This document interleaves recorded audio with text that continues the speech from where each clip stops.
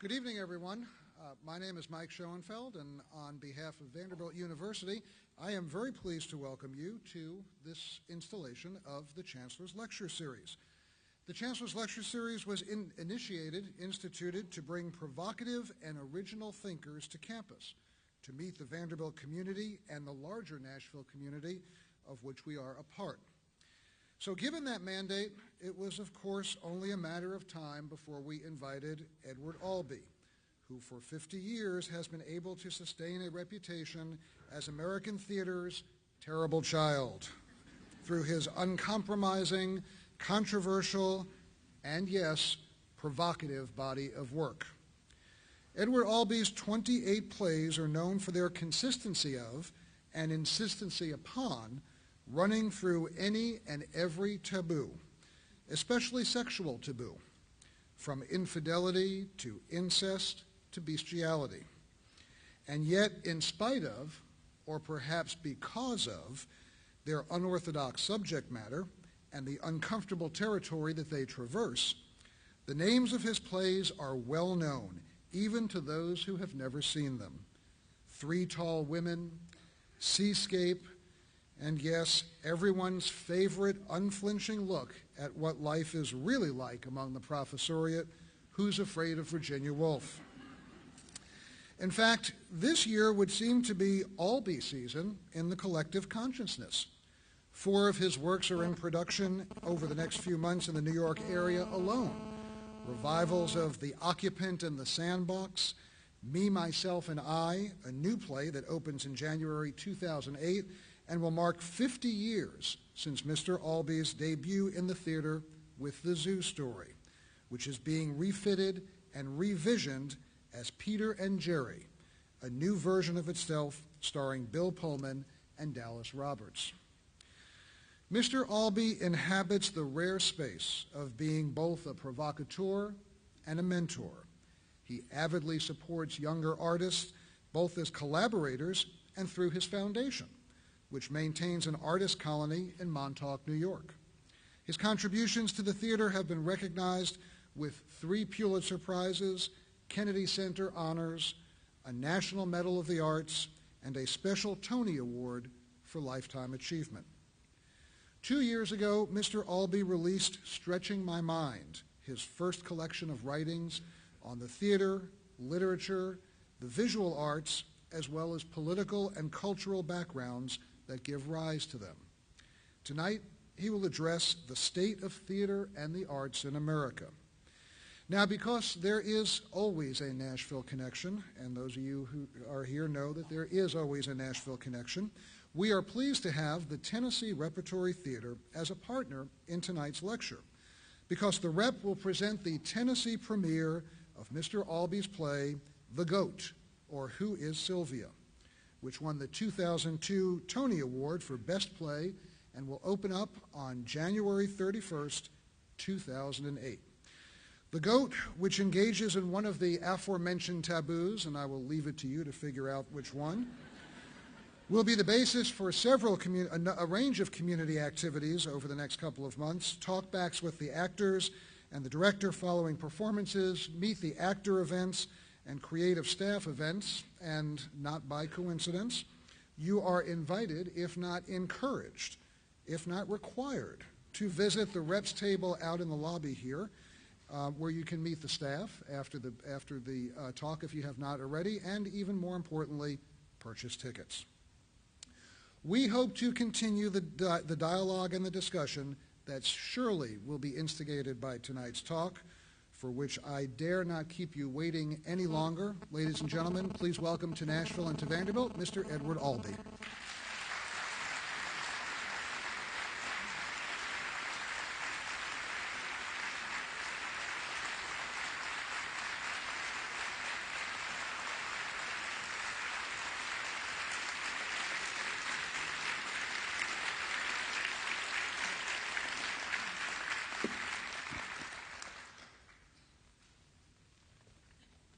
You stand backstage and you listen to these introductions. And it's nice when they're nice, but sometimes I wonder who they're talking about. Did I do that? Is that what I'm like? Anyway, that was a good introduction. That was a nice one.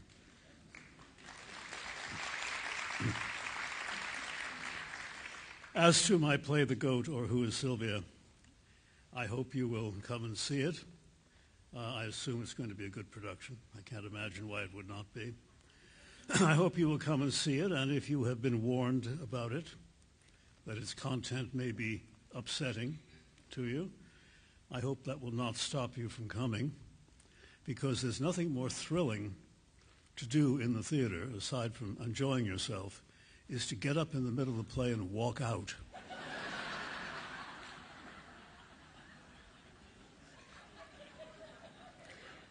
But if you don't go, you can't walk out. So come and see it, and there's a fair chance you might decide to stay. I've been told that we should probably be having some kind of a question and answer session after I'm done with my remarks. That would be nice if you'd like to do that. I know pretty much what I'm going to say, since nobody pays any attention to me, and I have to say it over and over and over again. And so I know what I'm going to say, but I don't necessarily know what's going on in your minds. And so when I am done, if anything that I have to say provokes comments or enraged response, let's have it. That will be fun, and I will enjoy the spontaneity of it. Okay. The state of American theater and the arts. I better start off by telling you a little bit more about me, who I am and how I got this way, to justify my taking up your time. I was born in Virginia. I moved when I was a week old, not under my own power, but let's say I was moved when I was a week old to Washington, D.C. I was an orphan, and I was put up for adoption in Washington, D.C. when I was a week old. Very interesting about the way adoption used to be handled in the United States back in the days when I was subject to it. You know, now adoption is so intelligent and so sensible. Anybody who really wants to have a kid and can't can go out and adopt a kid. It doesn't matter who the kid is. They can adopt pretty much anybody they want. But back in the days when I was adopted, several things happened and were done that I think were deplorable. The natural parents who were giving up the kid for adoption weren't allowed ever to know anything about the people who adopted the kid. Total silence. They were never allowed to know. And the people who were adopting the kid weren't allowed to know anything about the natural parents. There could be no meeting. The one suffering from this, of course, was the kid. But that didn't seem to bother anybody. It was to keep the silence going. I'm glad that's all been changed. There were other rules, too. You could be adopted, little twig of a thing that you were, you could be adopted only by people of the same ethnic background as your natural parents were. You could not, if you were white, adopt an Afro-American kid or an Asian kid. You weren't allowed to do it. It had to be who you were. What this had to do with anything I don't know. And also, the adopting parents had to be of the same faith as the natural parents. Again, the little twig of a thing had no faith at that particular point. The only faith the little baby had was that he might end up in a decent home. And he really didn't care as to what church his adopting parents went to. But that's all changed now, I'm happy to say. But back when I was adopted, the rules were pretty strict. My adoption was both very good and very bad. I was adopted by a wealthy family involved in theater. They weren't very theatrical themselves, but they were involved in theater management, the Keith Albee vaudeville circuit. They had a lot of money. They gave me the best education that money could buy. I'm deeply grateful for that. I was exposed in private schools throughout my entire education, even though I got thrown out of several of them. I was creative even when I was very young. I was provided an extraordinary education, and these private schools educated one even in the arts and in government. I learned a great deal about the arts by going to these schools. I learned a great deal about the nature of democracy, how it survives and how it is threatened, because they taught us those things in private schools. I find the lack of education in the arts and in the nature of government in our public school system in this country deplorable. Now, there are some public schools where there is some arts education, but not much. And apparently, if we should judge by the way we are governed these days, not many people have been given any lessons in the proper functioning of democracy for a very long time.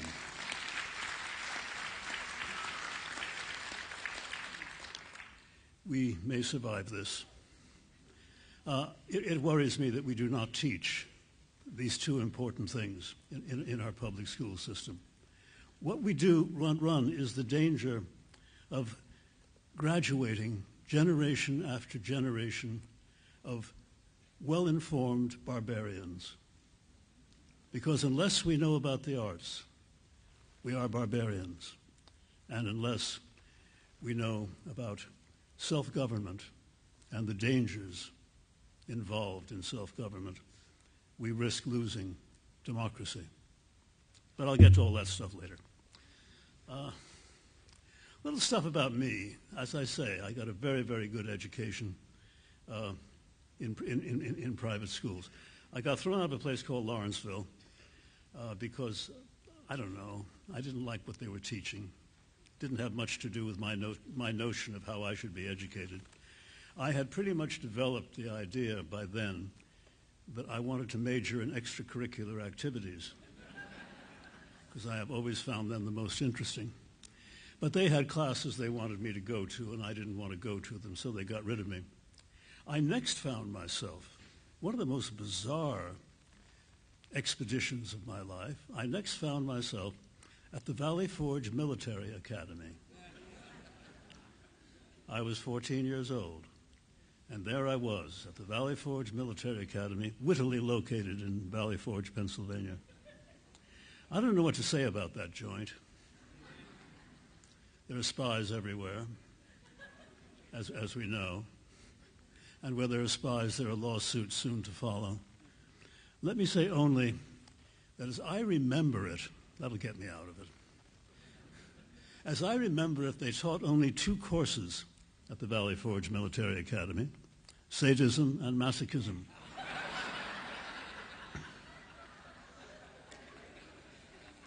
These courses were mandatory. No electives there. I passed both, developing along the way a tiny preference for one over the other, but that's another lecture. I managed to get myself thrown out of the Valley Forge Military Academy by developing measles and chickenpox simultaneously. I didn't know that could be done, but I did it. And they didn't want a dead cadet on their hands, so they let me go. Another writer was sent to the Valley Forge Military Academy for many of the same reasons I imagine I was sent there. His name was and still is J.D. Salinger.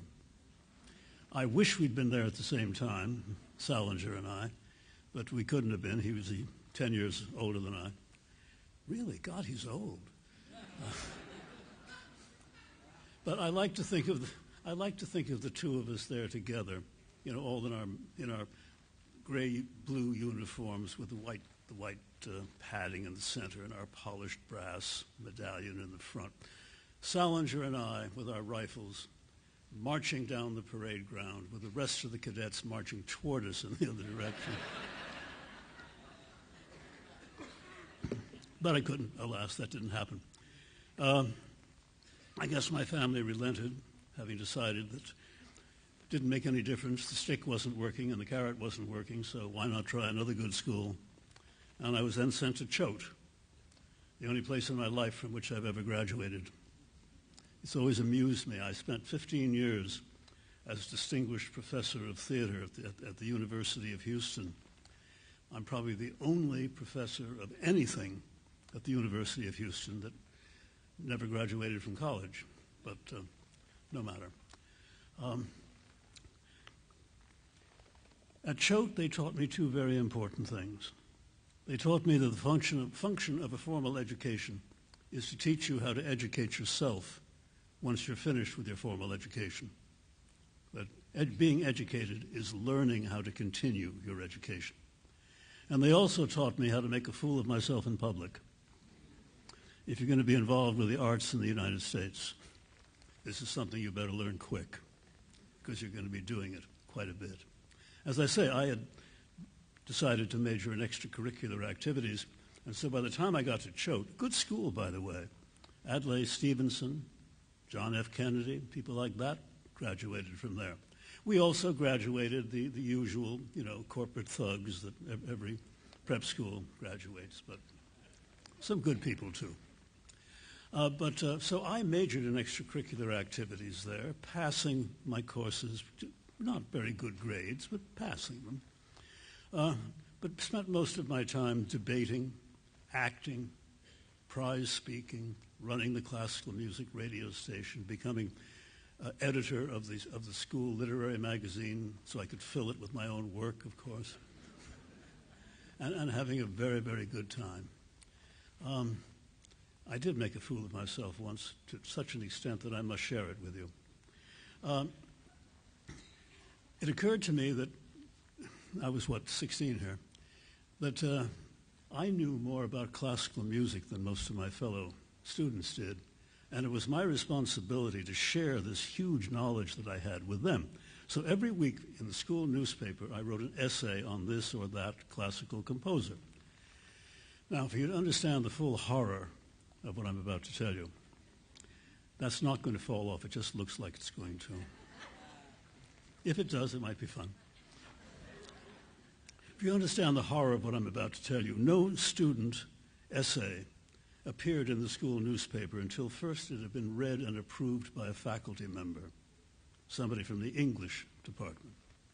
So one week, having decided to fill my fellow students up with the glories of Mozart and Haydn, my essay that week began, believe me, it did, quote, Mozart, comma, Haydn, and other genii.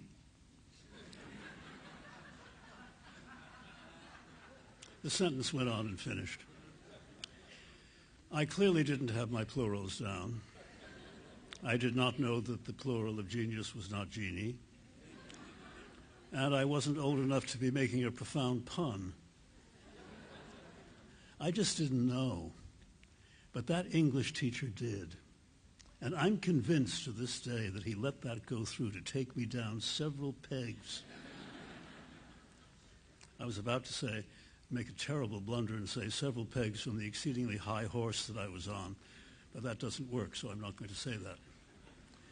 But I kept on making a fool of myself constantly at school. I graduated and went up to Trinity College in Hartford. I guess I went only that far away, 20 miles away from Lawrenceville, from Wallingford, where Choate was, because I guess if I figured out that if I wasn't happy at Trinity College, I could always go back to Choate, where I was happy, making a fool of myself. Well, I got to Trinity College, and I discovered that I was not going to be happy. Here was I, a writer since the age of 9 or 10, somebody who had been majoring in extracurricular activities all the time. And I got to Trinity College and discovered that for my first 2 years there, I was expected to participate in something called required courses. You may have heard of these. Well, I took one look at them, and I discovered that they were not courses that I required. They'd been seriously misnamed. And I solved it, I thought, rather well. I did not go to any required courses that didn't fit in with my notion of how I should be educated. I was an adult, after all. I got into college. And I certainly had some need to determine my education. And this created something of a problem. Eventually, I lasted a year and a half before they caught up with me, getting a very, very good education, not going to any of the classes I was supposed to, but sitting in on all the courses that the graduate students were taking. And I was getting a very good education, but I was also being marked absent and failing all my required courses. So finally, they invited me into their office, the people who ran the joint, over something that was clearly a contretemps. I explained my point of view. I was the one being educated. I should have some say as to the nature of my education. And they explained their point of view, which was simply that they owned the real estate. And they would educate me as they saw fit, and if I didn't like it, I could leave. Well, I didn't, so I did. I didn't like it, and so I left. And that was the end of my formal education. But fortunately, thanks to my adoptive parents, I got an extraordinary education. I wasn't particularly happy at home as a kid. To simplify it a little bit and to be generous all the way around, I think they did not know how to be parents, never having been ones. And I probably didn't know very much about how to be a proper, obedient, and grateful adopted son. I did learn during the years that I lived with them until I was 18 that we judge people not by our obligation to them, and not even by blood, but we judge people by whether we think they are worthy of affection and respect. This was a tough lesson to learn, but I'm glad I learned it young. At 18, I left home and took up about the longest journey of my life. Larchmont, New York, where I grew up, was 20 miles from New York City. Thousands and thousands of miles from New York City in all of its attitudes and everything else. And I took that extraordinary journey. Left home, was disowned, disinherited, disenfranchised, everything. Left home and moved to Greenwich Village at the age of 18 and spent the next 10 years probably among the happiest in my life. There are very, very few of you here, I imagine, who knew what Greenwich Village was like in the 50s and in the early 60s. It was the center of all creative activity in the arts in the United States. All of the abstract expressionist painters were there. All of the beat poets were there. All of the young novelists were there. And all of the interesting theater that was going on in the United States was centered in Greenwich Village, in the small 150 and 200 seat theaters, usually in basements.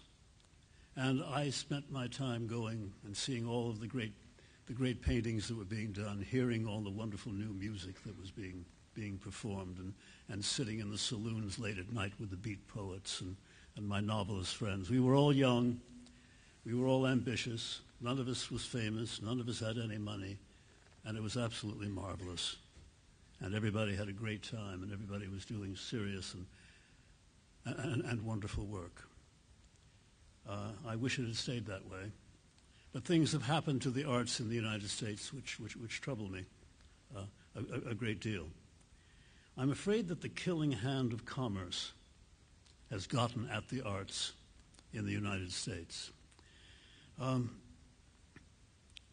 we would go to see a play, was it by Beckett, was it by Pirandello, was it by whomever, we would spend the $2 to get in, and we would know that everybody was working for free or for practically no money. And it didn't cost much to put on plays in those days. I jump forward to 1960 when my first play, The Zoo Story, had its world premiere, its American premiere, in New York on a double bill with Beckett's play Krapp's Last Tape, 1959. 1960, in New York City. The entire production cost for those two plays was $2,100. To put those plays on today in New York, it would cost close to $500,000. When we did Who's Afraid of Virginia Woolf 2 years later on Broadway, it cost $45,000 to put on the production. The last production in New York cost $1,800,000. And the ticket prices have gone up preposterously to $80, $100 in the large theaters in New York, with the result that the wonderful audiences we used to have for all of the arts have changed.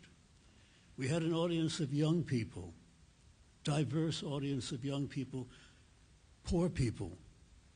We had a wide variety of people who could afford to participate in the serious arts. It was marvelous. It was a wonderful time.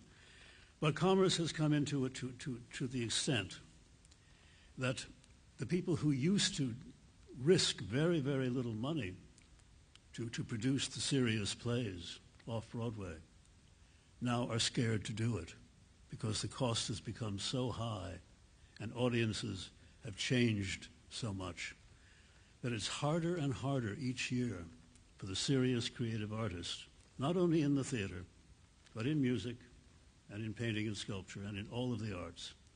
It is harder for the serious young creative artist to survive in the arts in the United States without seriously compromising their values and themselves.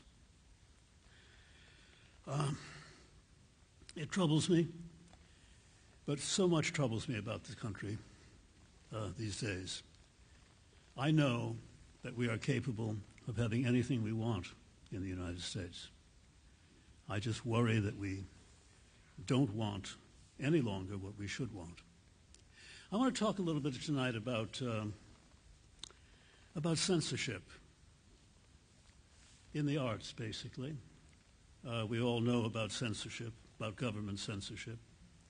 We all know about the fact that it seems to be the ambition of the present administration to destroy democracy in order to preserve it, to instigate thought control.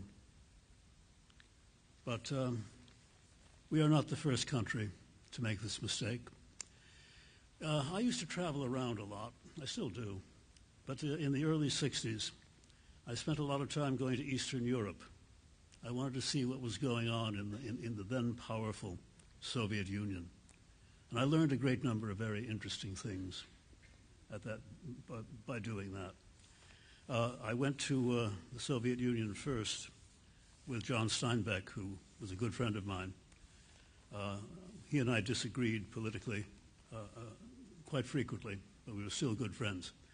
And he went to the Soviet Union as part of the cultural exchange program, and they said to him, bring a young American writer with you. And so John chose me, and so I went along with him. Very interesting time to be in the Soviet Union. I was there a week. I was in Odessa. I was coming back from a really dreadful production of one of Rimsky-Korsakov's operas at the Odessa Opera House. And I came back to the hotel and was surprised to see that the front doors to the hotel were open and that I could hear the Voice of America being broadcast in the hotel lobby, and all of the people staying in the hotel were sitting on the great steps in the entrance hall to the hotel, where the Voice of America was broadcasting the assassination of President Kennedy. You can't imagine how it felt for an American to be in the Soviet Union at that time, since the first reports that were coming through the Voice of America were that the assassination had been a communist plot. So everybody thought they were going to get blown up any minute. Well, so did I, of course. But I stayed on, and during that first visit and in subsequent visits to the Soviet Union and other Eastern European countries, I met a lot of very, very interesting people. I met a lot of avant-garde writers and artists, the ones who were not in prison camps. I met a lot of them. I also met a lot of the middling writers, the ones who were able to survive by being terribly careful and cautious. And I also met some of the very, very popular writers who were surviving by kowtowing to the will of the regime.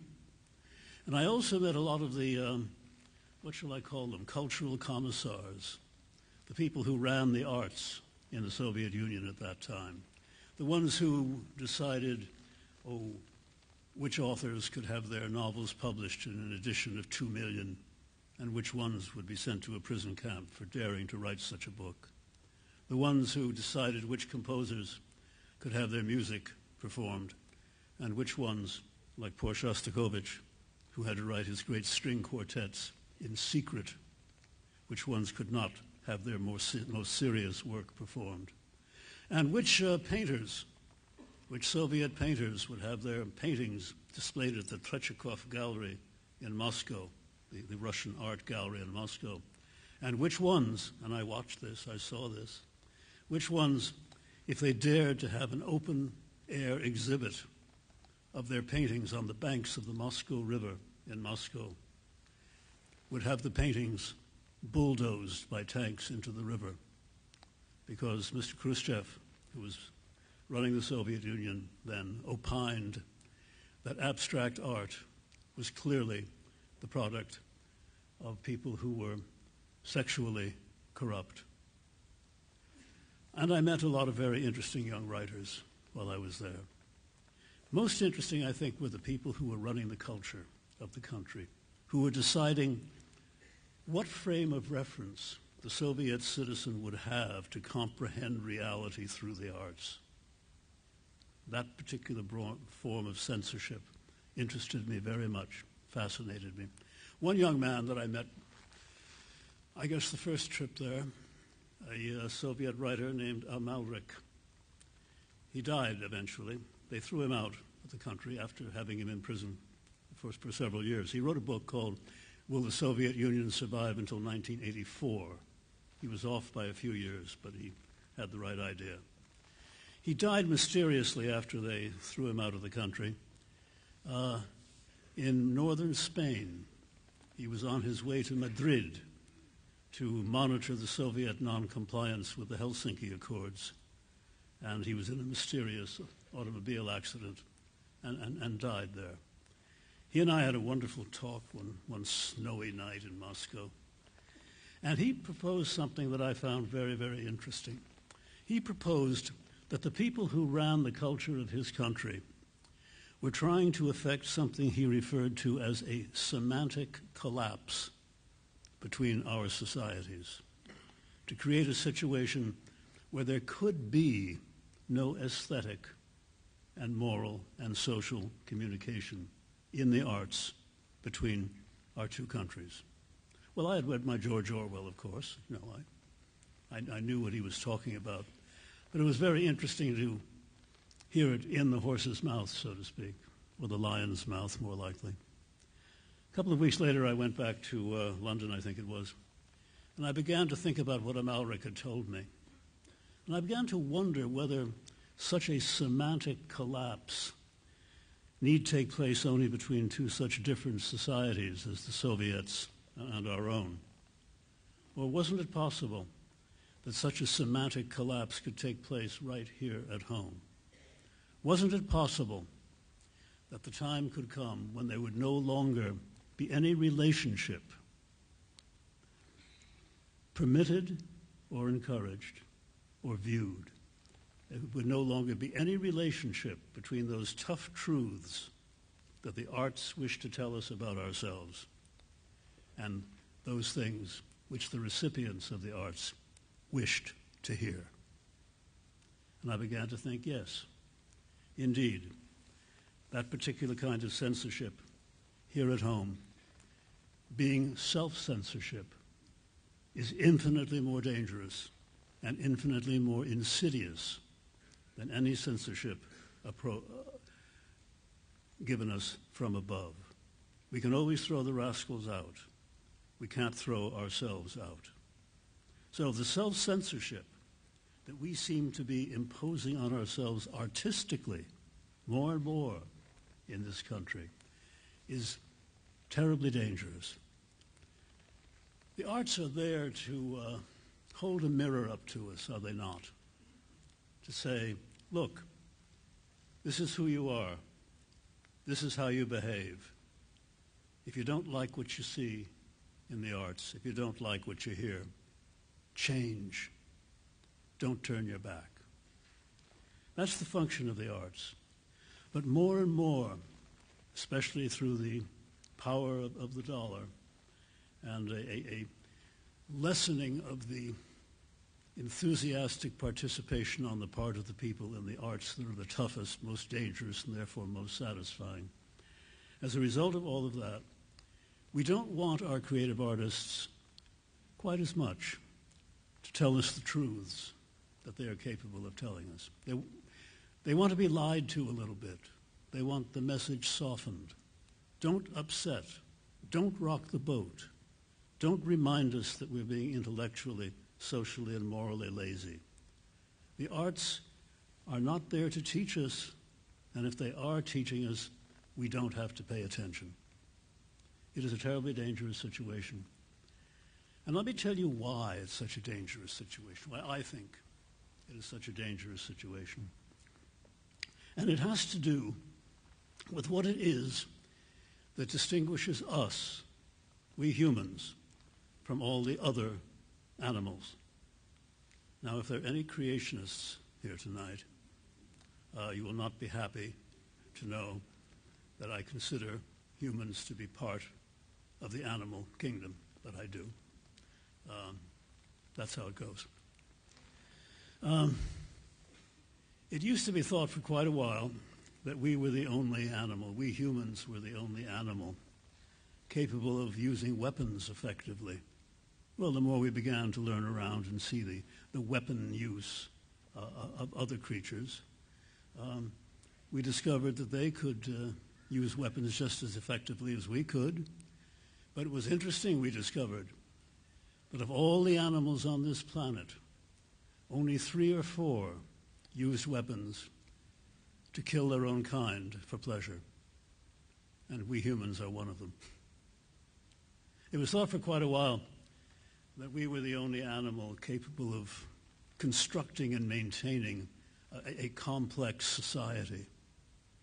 But the more we began to look at the societies of ants, bees, some fish, and other creatures, we began to discover that they are capable of maintaining a society at least as complex as that of mainland China without all the manufacturing corruption. And it was thought for quite a while, and still is in some of the more mountainous areas of this country, that we were the only animal that possessed, what is it called, an immortal soul. Well, whenever I hear this, I'm reminded, of course, that I've spent most of my life with Irish wolfhounds, and I know that it is preposterous nonsense, because they have as much soul as half the people I know, my wolfhounds. And also, I remember the story told of a late 19th century French Catholic novelist who was reputed to have said on his deathbed, "If I cannot be with my dog in heaven, I will not go." So let me offer you what I consider to be the one thing that really distinguishes us from all the other animals, and why what I've been talking to you about tonight may be important. We are the only animal that makes art. We are the only animal that has created the metaphor to make us understand ourselves. We are the only animal that makes art. Think about that, how extraordinary that is. Now, I know about these experiments that are being made over the years with chimpanzees and gorillas, teaching them sign language. And it was interesting that very, very seldom did a male gorilla or chimpanzee wish to communicate with us even through sign language. They were much happier yelling and stuff like that. But a lot of the females did. They learned, one of them who just died, poor dear, some 30-some years old, a chimpanzee, I think. I can't remember her name. Maybe some of you can. What's her name? Thank you. She had a vocabulary in sign language of 340 words. Now, if you've been to New York, you know that's the vocabulary of the average taxi driver in New York. And I would have loved to have learned sign language, to have a talk with her, if or whatever chimpanzee or gorilla finally wrote a play. I would have loved to have had a conversation to find out whether they really did it, having read Shakespeare and Chekhov and those people, and realized it was a good thing to be doing, or whether it was sort of monkey on the keys, you know. I would have loved to have that conversation. But I do know, however, that when this first chimpanzee wrote this first play, given the state of New York theater, it would have been produced at once. And given the state of Broadway, it would have been produced on Broadway. And given the state of majority criticism, it would have run for 4 years. But until that first simian writes that first play, or composes that first string quartet, or writes that extraordinary sonnet, I hold that we are the only animal that consciously makes art. We are the only one who has invented the metaphor. Now, I think it is part of the evolutionary process. We all used to have a tail, you know. Well, it wasn't a collective tail. We all had our own. You have at the base of your spine, don't look now, but you do, a little jut of bone, which is called the coccyx, I believe. That is the vestigial remnant of our tails.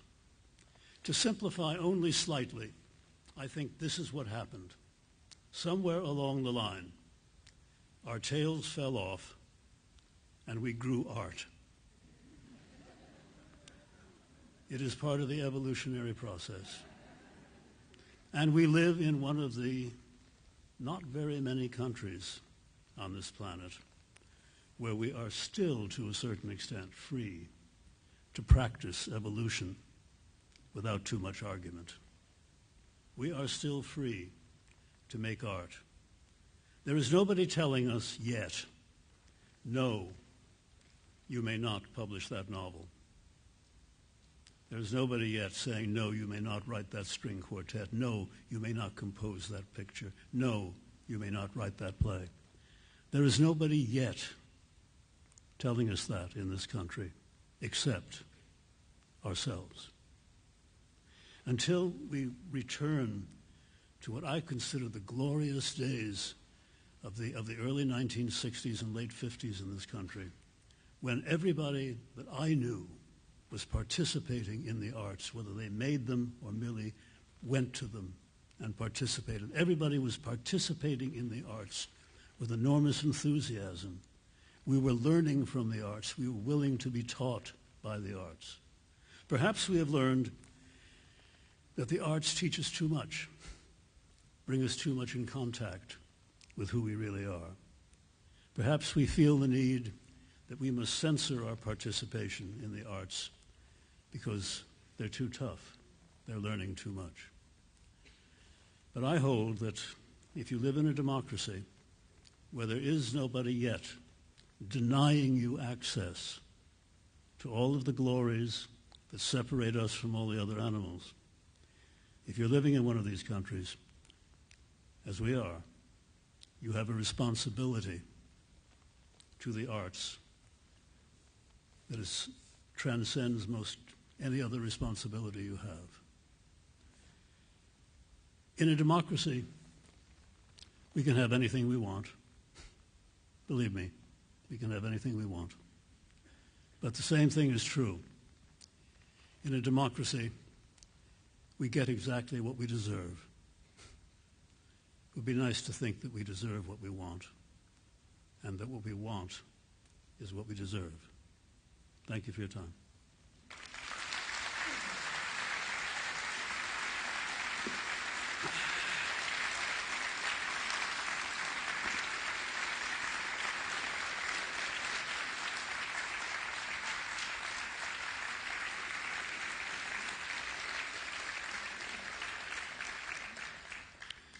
Now, I would like to hear from you guys.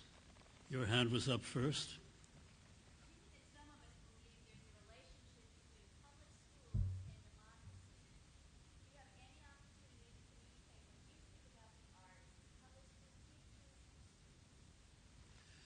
In case you didn't hear the lady's question, she was asking me what relationship I have had with people who teach at public schools.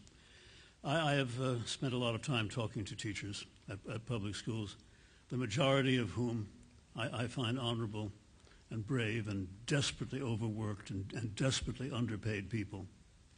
There was a time not long ago in New York City where a beginning public school teacher received less salary than a beginning garbage man, which taught me something. Unfortunately, especially in the inner cities, what's happening is that kids are leaving high school, leaving the public schools. 60% of them that ever enter never finish, and that they are being pushed through without learning very, very much at all. There are too many. The teachers are overworked, underpaid, and forced to work in classes that are too large.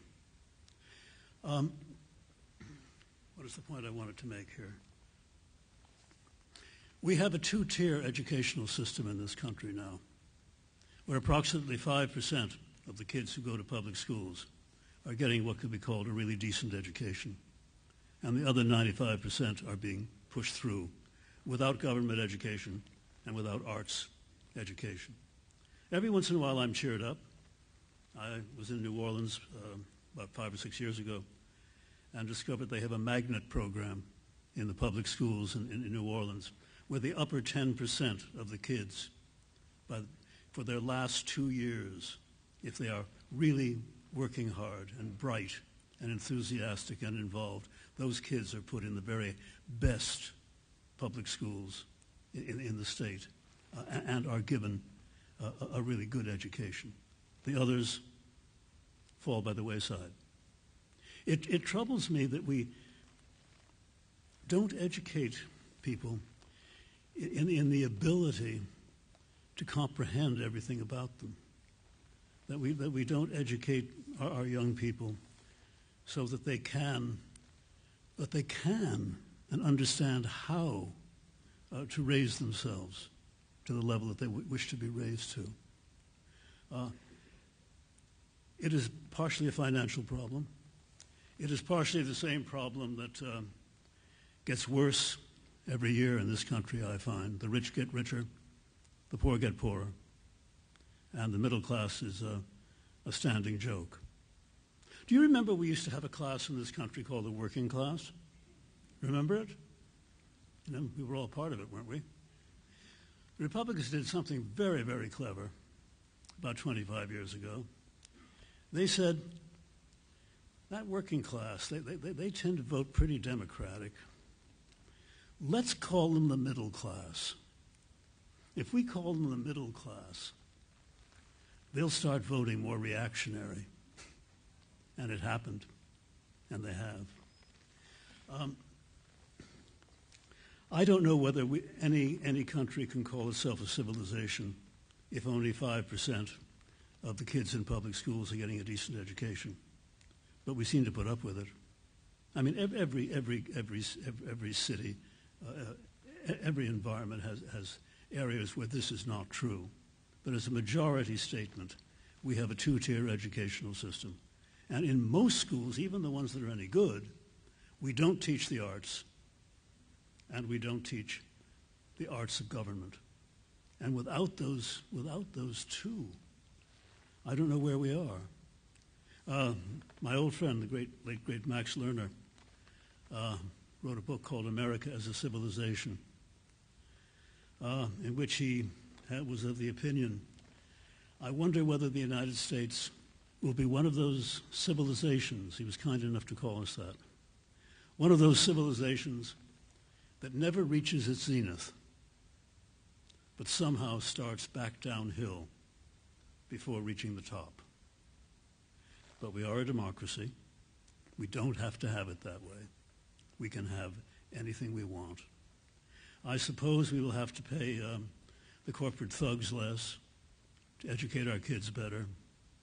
I suppose we will have to have a tax structure that is much fairer than the one that's been imposed for the past 7 years. I suppose we will have to have a number of things change. We can have those things change if we want to, but we have to be informed enough. It is not enough to want change. One has to understand the nature of the change that is essential and be educated sufficiently to make it happen. We can. I worry sometimes that we have become so passive and so frightened as a society that we are not going to take the chances we need to take to reach our zenith. And that's what troubles me so much. Any other questions?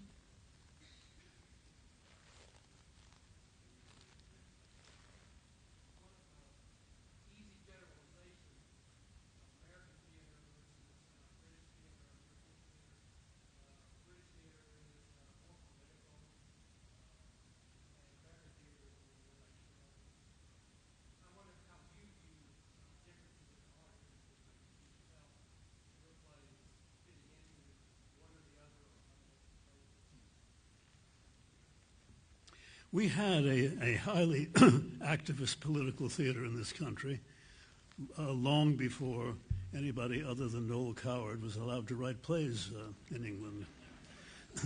It was called the Agitprop Theater. We had it in the early 30s, in the middle 30s in this country, when we were in severe depression and the workers were being treated worse than ever. Remember when there was a working class, yes?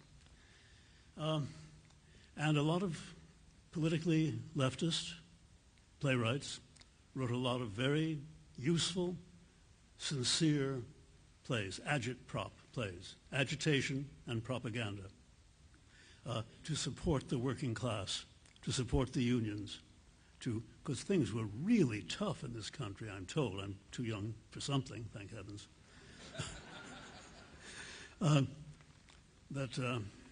The situation was really revolutionarily dangerous, and we had agitprop theater. Most of those plays, unfortunately, weren't very good.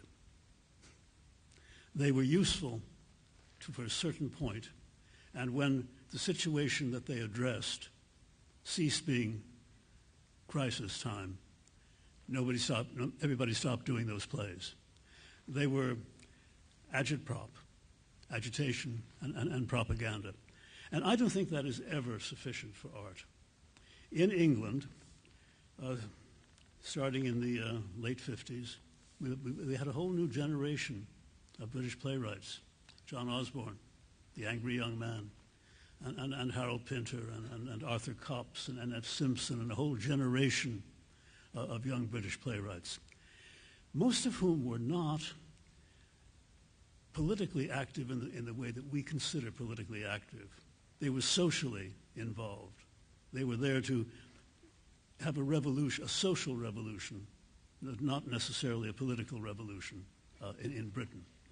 And it goes on till today.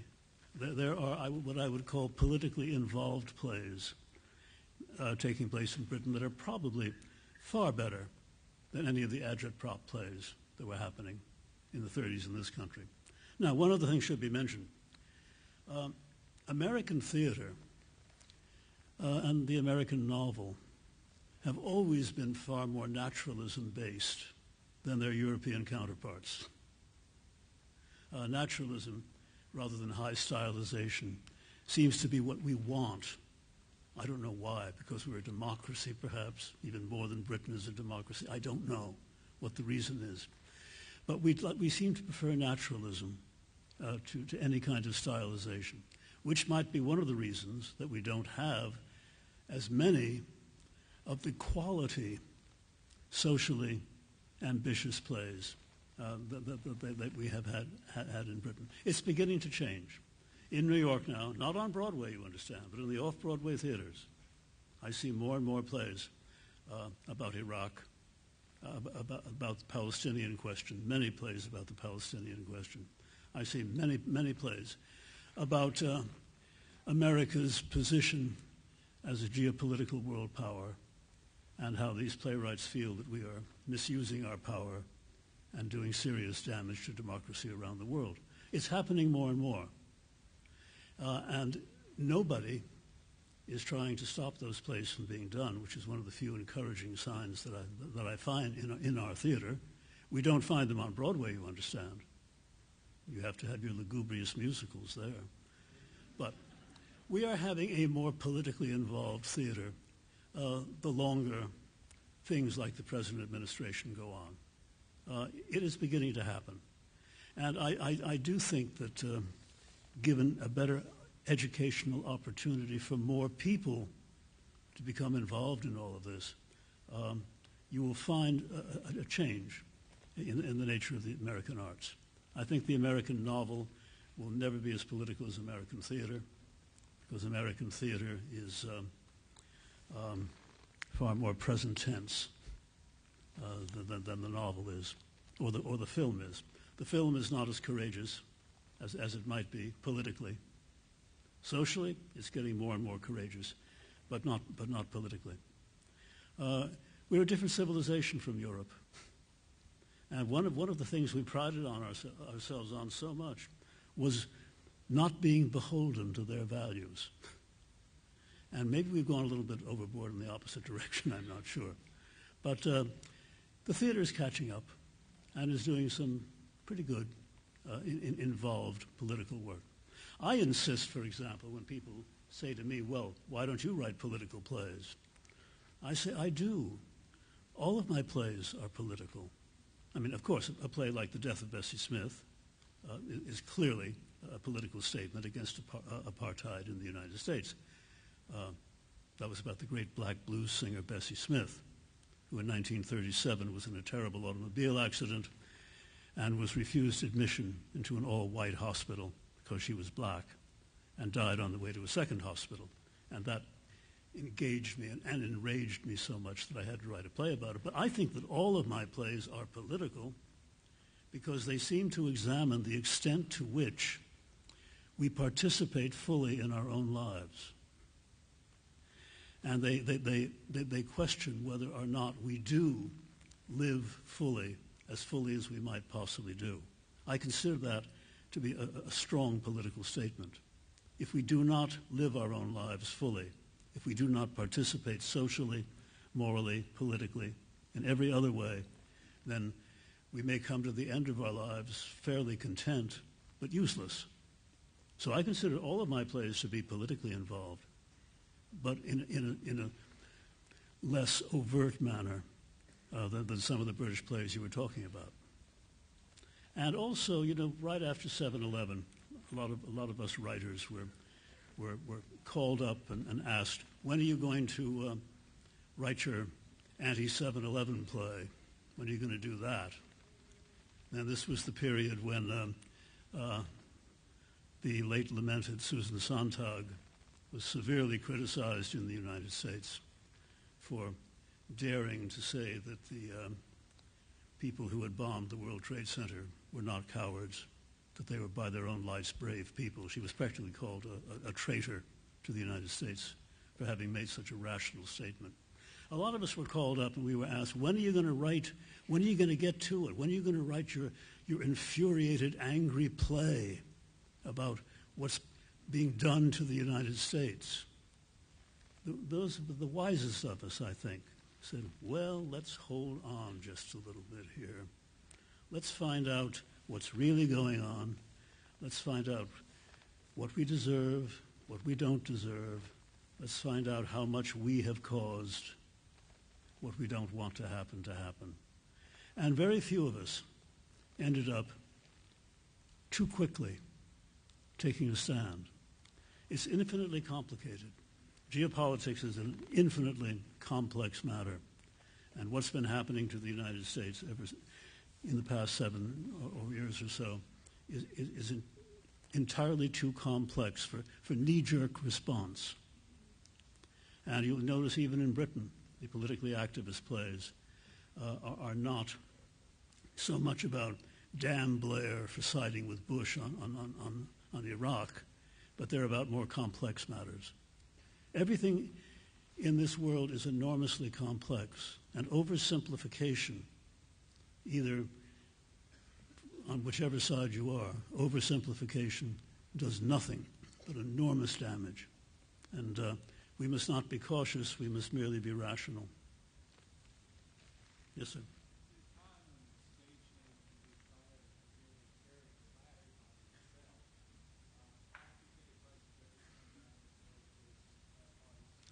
The gentleman is talking about the strike in New York City that the stagehands union is on. I don't know whether that's been settled or not. I assume it was not settled today. Well, here we are. I belong to the Dramatists Guild Council. I'm one of the leaders of the Dramatists Guild, our quasi-union of playwrights in the United States.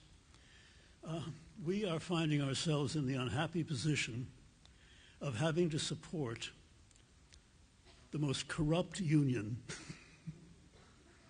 in the United States, just about. Remember how bad the Teamsters used to be? Stagehands Union is the Teamsters Union. There is a great deal of feather bedding going on. There is a great deal of unnecessary pay for no work. It's not a happy union, but those of us who are old union people, we want a solution that would be fair.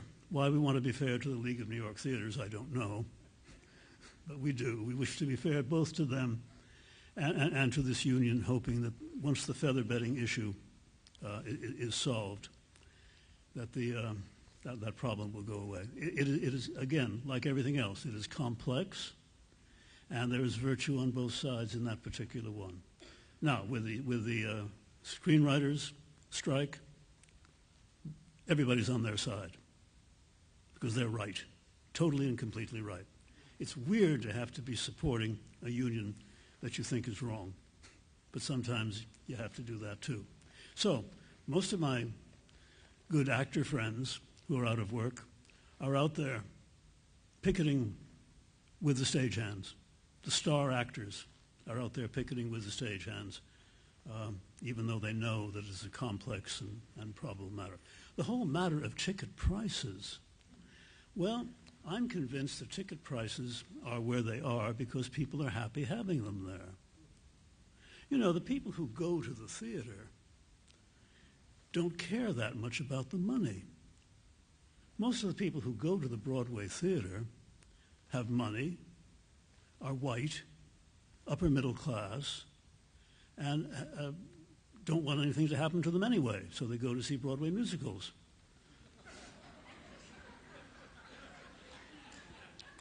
If we had a theater-going audience made up of young people, a racially diverse theatrical audience, then prices would be kept down to the prices that those people could afford.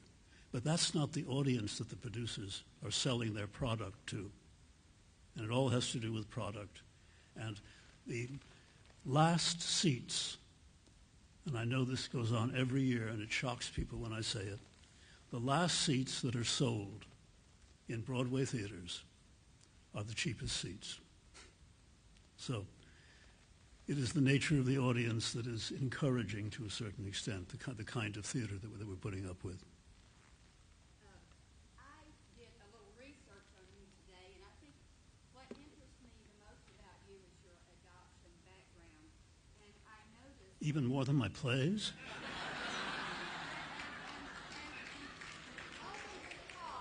Only because in 1976, Psychoanalytic Quarterly, the meeting of the Psychoanalytic Association of New York refers to one of your plays and the role that adoption played in that. And then there was actually... Was that play The American Dream?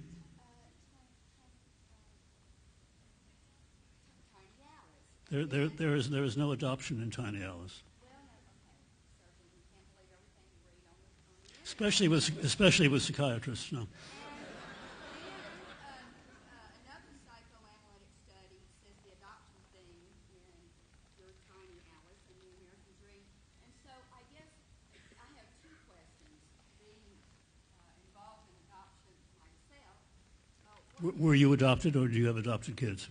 birth mother. Huh. Okay. So my first question is, what is your psychoanalysis of the people who are psychoanalyzing your adoption as it relates to your work? And my second question is, did you ever get information about your birth? I tried very, very hard, but there were laws against it. And I cared a great deal. Though, let's be honest about this. When I was 6 years old and I was told that I was adopted, I had a very strange reaction. I was relieved.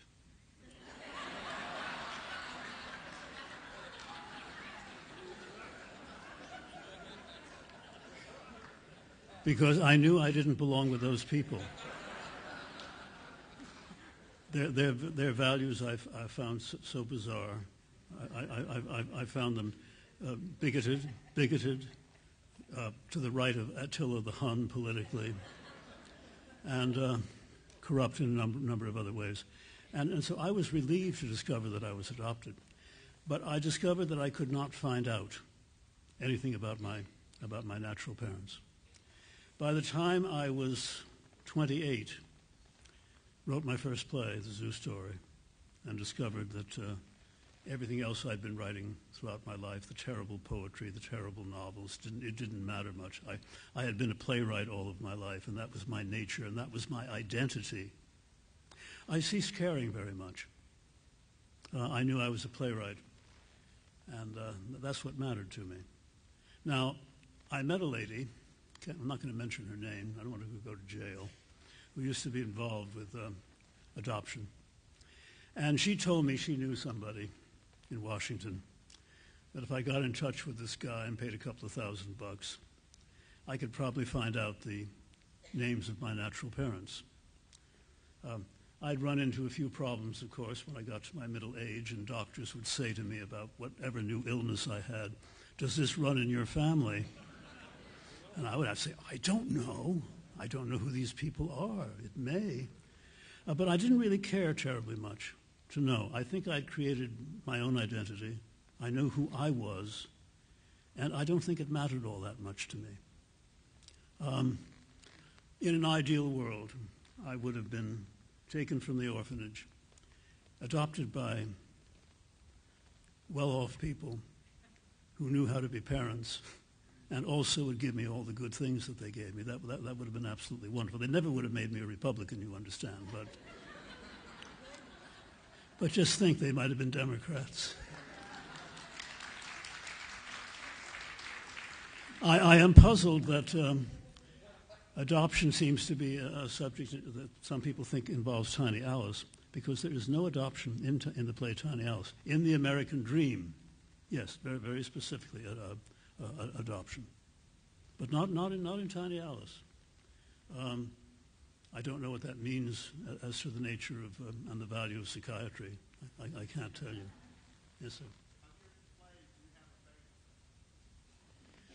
I'm going to have to give you the answer that I give everybody here, because some people phrase it differently. Some people say, "What do you consider to be your best play?" And I have to say, the one that I haven't written yet, the one that I've got in the back of my mind now that I'm just starting to write, because if you thought you'd written your best play, why would you go on, you know?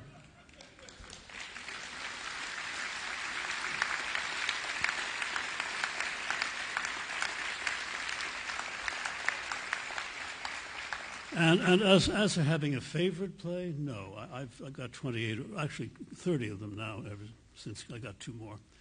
I keep giving birth all the time. Some of them have been very popular. Some of them have sunk without a trace. And I'm absolutely convinced that some of the ones that nobody knows about because they sank instantly are just as good as the popular ones. Popularity makes things popular. Who Was Afraid of Virginia Woolf became a very, very popular play because it was very popular. And that's fine. I don't mind it. It's nice to have a few things that can earn a buck for you.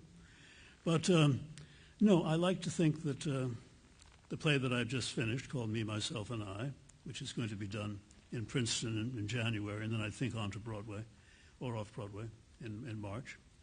I like to think that's one of the more interesting ones I've written. At the same time, I think that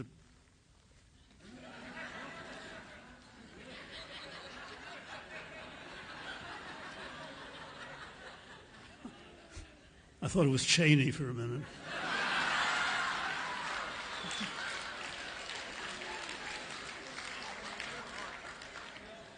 I like to think that one play that I wrote called The Man Who Had Three Arms, which is probably the most excoriated play that I have ever written, is probably one of my very best. I like to think that.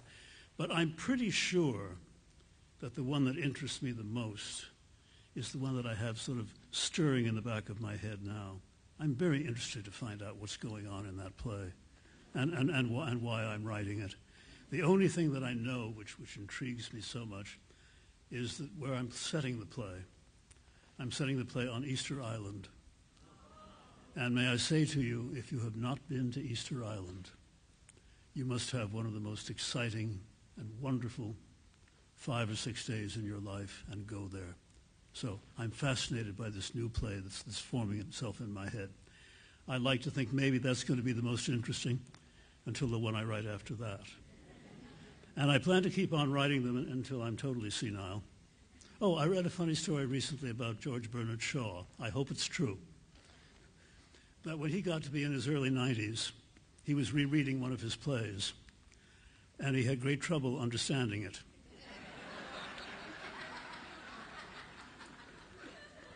So he evolved the theory that he was going to rewrite his plays, simplify them all, so he would not have any trouble understanding them.